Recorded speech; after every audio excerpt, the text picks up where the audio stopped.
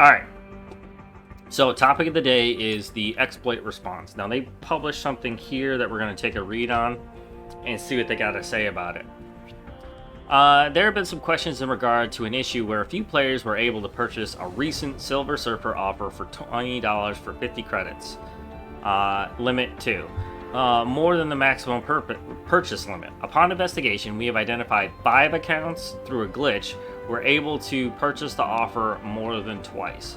And only one of those accounts that purchased it more than a total of 4 times. Okay, I can understand that. Before I start reading, the rest of it, I'm going to say 5 seems like a low number. I suppose it could be possible because when I really think about it, when I log in and I see those offers and I intend to ignore them, and most of the time I do, even if I was there to purchase one for a character, I have no reason whatsoever, honestly, to close my game, because usually when I'm logging in, I'm there to play and get things done.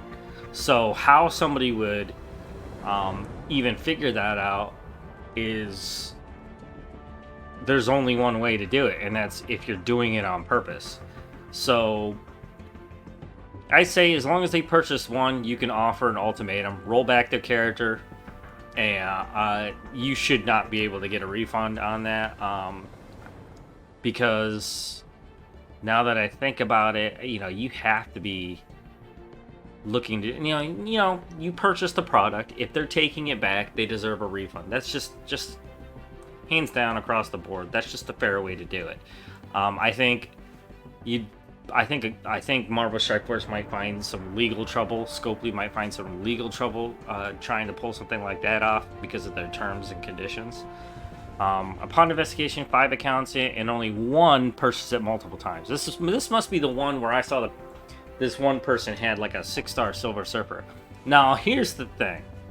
I did a video already on to ban or not to ban, what my thoughts were on that. I don't think anybody should be banned for this, but this motherfucker that purchased it 4 times obviously knew what they were doing.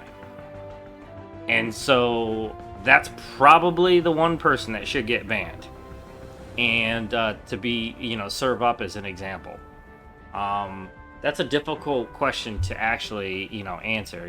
Did they use outside help? Did they try to disseminate that information to as many people as possible so they could exploit the same secret? I don't think a lot of people, if it's true that there's only 5, probably not. And just some people just knew about it, and anybody that did report on it probably didn't take advantage of it or never had the opportunity to do it.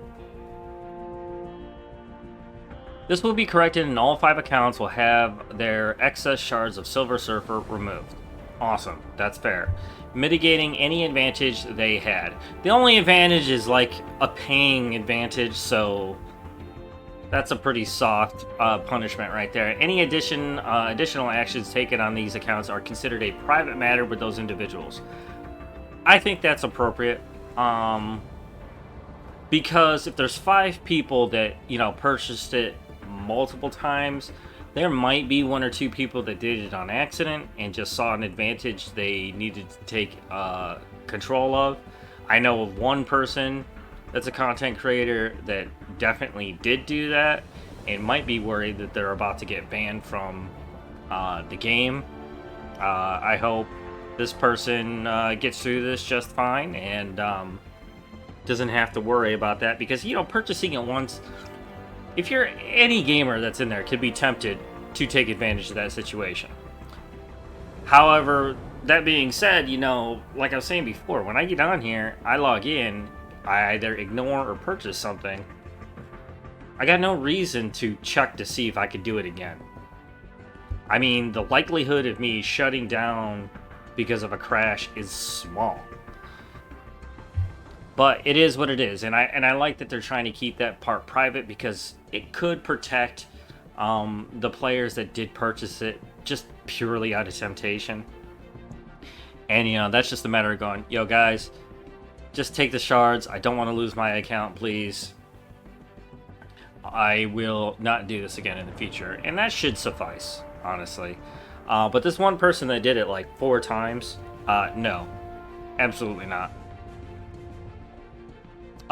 You could talk to them about a big refund and maybe a probational period for their account. Like, yo, we catch you doing this again, you're donezo.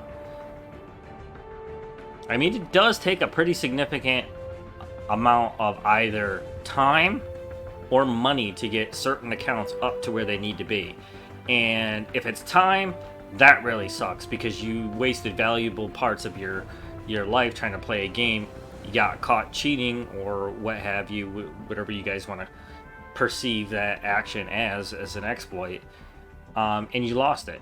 I don't think that's fair because, you know, if someone was just tempted to do it and did it, just doing it once, you should be allowed the opportunity to keep on playing but have your advantage taken away.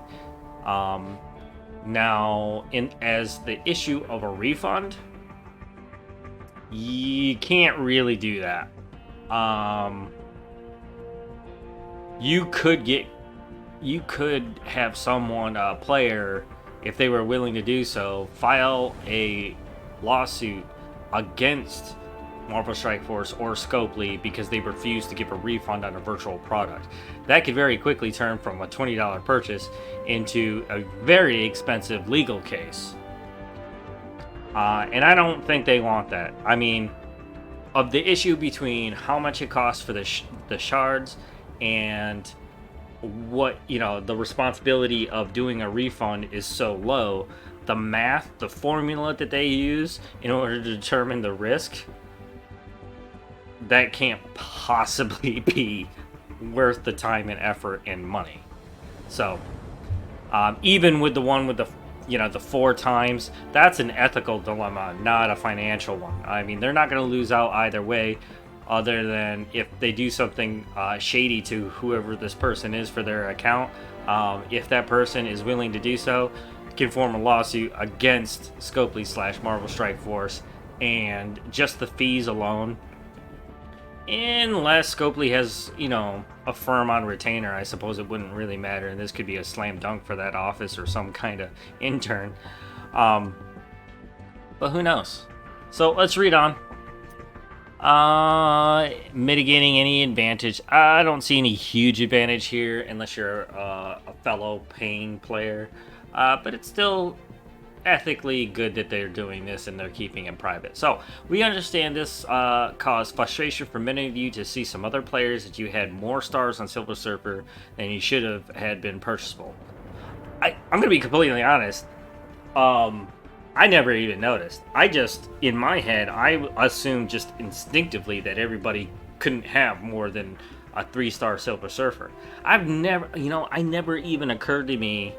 I get concerned myself with just playing, and I never considered to look at the stars, which is weird because I do test teams, characters, and synergies a lot, and just taking those things into account usually matters. But at the same time, I also have in my head my team analysis, which I just published, and that's in my head too. And I usually, it's about predictions, and that's where my head was at, I guess. And I just simply never ran into anybody with a higher than a normal star level. Now, I do believe that you possibly could run into those pre-made bot teams like in Blitz 8.3, because I've taken up teams against them with equal gear, equal red stars, equal yellow stars, and somehow magically they still have way more power than my team and characters. And yeah, that's the way Blitz works though. You get a multiplier on the enemy regardless if it's a real person or not. We don't want for you to feel that you somehow missed out. And here's the shit they do each and every time. It's a form of manipulation and a way to spin the situation into a financial bonus in their favor, which is okay. I mean, it's cool, but this happens each and every time something like this comes up. So we don't want for you to feel that you somehow missed out. So we have decided to release the same offer, 20 for 50 Silver Surfer shards, a limit of 2 for a second round to all players in the near future, which would be really good. You know, I could get another star off of this, and I still have, maybe I gotta read the past updates. But I sort of assumed that his shards were going to be in some of these rewards for this event. I'll check that out. Let me know in the chat or in the description below where the shard's coming from. I don't keep up with data mines because I don't believe in reading them to begin with, and sometimes they're just not reliable. Intentionally, okay, so where are we here? We will closely be monitoring the number of purchases carefully and account for any found to acquire it more than twice will be at risk of an indefinite ban. Now, I gotta tell you, the $20 for 50 shards for Silver Surfer, I've never seen that before. And I've been playing since near launch, never seen that before. So to me, that felt like bait to begin with. They're trying to figure out how to solve this problem, and they put a super cheap deal out on a really big character. I would consider him an anniversary character. So all you guys out there that might be watching the show, definitely don't take advantage of this situation if you're thinking about trying it again. Like, you watched someone's content video about how to exploit more shards out of the game. Don't do that shit. You'll probably get your account banned. And in a game like this, that is a pretty devastating move psychologically. Trust me, that's a lot of stress for nothing. Intentionally leveraging exploits is against our terms of service. Now, you're going to need to check back with your legal department, and you may have to take this sentence out completely. I don't think you can say that. In your terms of service, this is an exploit that is built into your system. You designed this exploit. So it is a part of your service. And because it's a part of your service, they can exploit it at their own free will. And you got to prove intentionally that they're leveraging these exploits. And I got to tell you, that ain't worth the money legally to even fight against it. So I'm glad that you put this out there and you're trying to make players like me feel a little more comfortable about this, but you probably should have left that sentence completely out of this resolution. Maybe not the sentence, but against our terms of service. I would say that it would have been safer and a more accurate way to say against our intentional game design, our primary game design, or something like that. But don't bring in terms of service. You're gonna have to double check that with your legal department, because I don't think that was a good thing to do.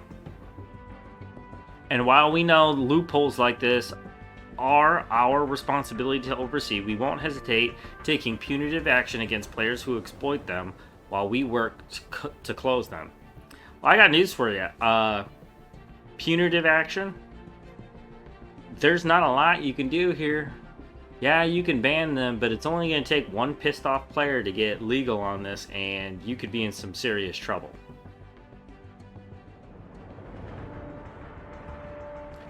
Violating the terms of service, that part of your terms of service has to do with using third-party software to hack into your game, change some part of the code or whatever. And I'm telling you right now, if this exists as a part of your system, it's a weakness in your system that is developed as a part of the game. You made that. Yeah, you're trying to fix it, but it's a glitch in your own of your own design. They're not using some Game Genie type of bullshit here, or their computer to hack your game. I mean, you know as well as I do. This is a very complicated and very quick acting ping system you got here. Okay, so let's not pretend that you can do a lot, because you can't. You can go ahead and do this. You have the ability to, but it's only going to take one pissed off player to blow this wide open. So be careful, please. I love this game. The dev team is currently diagnosing the cause of the glitch and is planning a course of action on how to prevent it from happening again in the future. Yeah, I would say that's a reasonable thing to say. Now, how could you do that? Now, how would this glitch happen in the first place? I could only think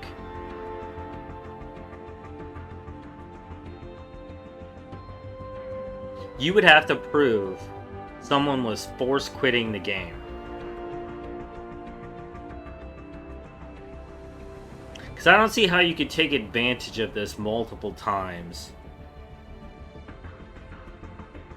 You can't force a crash unless when you force quit the game, and aka the application, that it's sending the same information as if it actually were crashing.